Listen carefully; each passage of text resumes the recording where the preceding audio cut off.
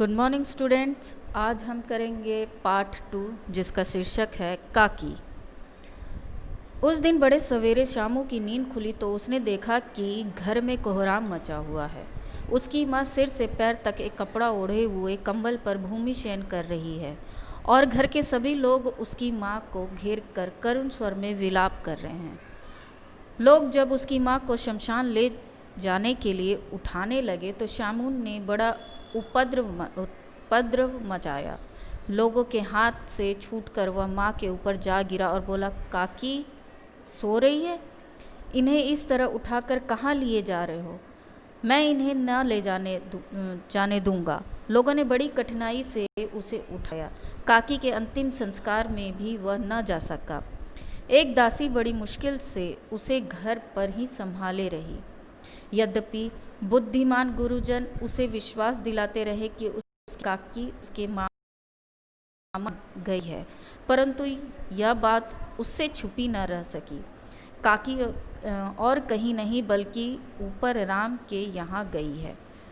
काकी के लिए कई दिन तक लगातार रोते रोते उसका रुदन तो किसी तरह शांत हो गया, परंतु शोक शांत न हो सका।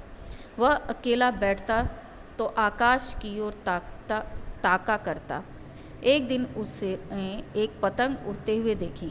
न जाने क्या सोचकर उसका हृदय एकदम खिल उठा। पिता के पास जाकर वह बोला, काका मुझे एक पतंग मंगा दो, अभी मंगा दो। पत्नी की मृत्यु के बाद से विश्वेश्वर बहुत अनमने से रहते थे। उन्होंने उदास भाव से जवाब दिया, अच्छा मंगा दूंगा। इतना कहकर वे कहीं चले गए। शामू पतंग के लिए उत्कंठित था। वह अपनी इच्छा को रोक न सका। एक खूंटी पर विश्वेश्वर का कोट टांगा था। उसने स्टूल पर चढ़कर कोट से एक चवन्नी निकाली और तुरंत वहां से भाग गया।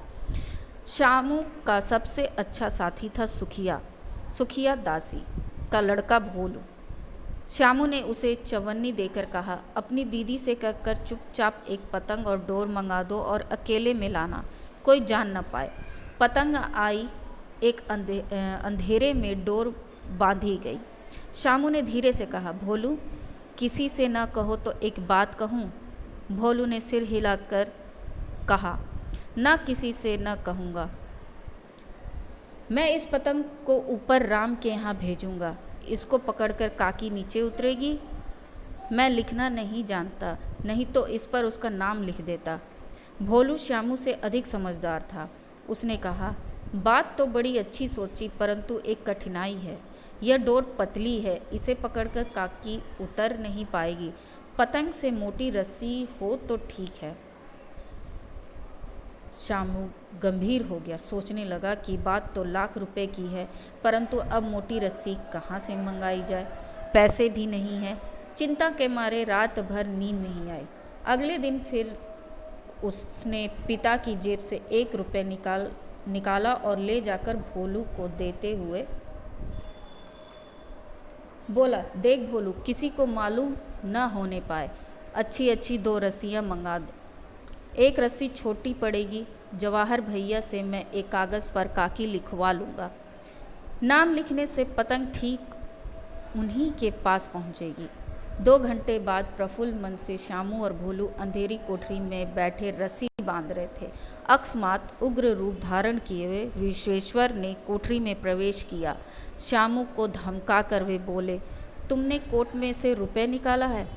भोलू एक ही डांट से मुखबिर बन गया। बोला, शामू भैया ने रस्सी और पतंग मंगाने के लिए पैसे निकाले थे। विश्वेश्वर ने शामू को 2 तमाचे जड़ दिए। चोरी सीख कर जेल जाएगा कहकर फिर कई तमाचे जड़े और कान मलने के बाद पतंग फाड़ डाली और रस्सियों को देखकर पूछा, ये किसने मंगाई? भोली ने कहा, इन्होंने मंगाई थी। कहते थे इससे पतंग टांग कर काकी को नीचे उतारेंगे। विश्वेश्वर भोलू की बात सुनकर हक्के बक्के रह गए। उन्होंने पतंग लेकर देखी। उस पर चिपके हुए कागज़ पर लिखा था, काकी।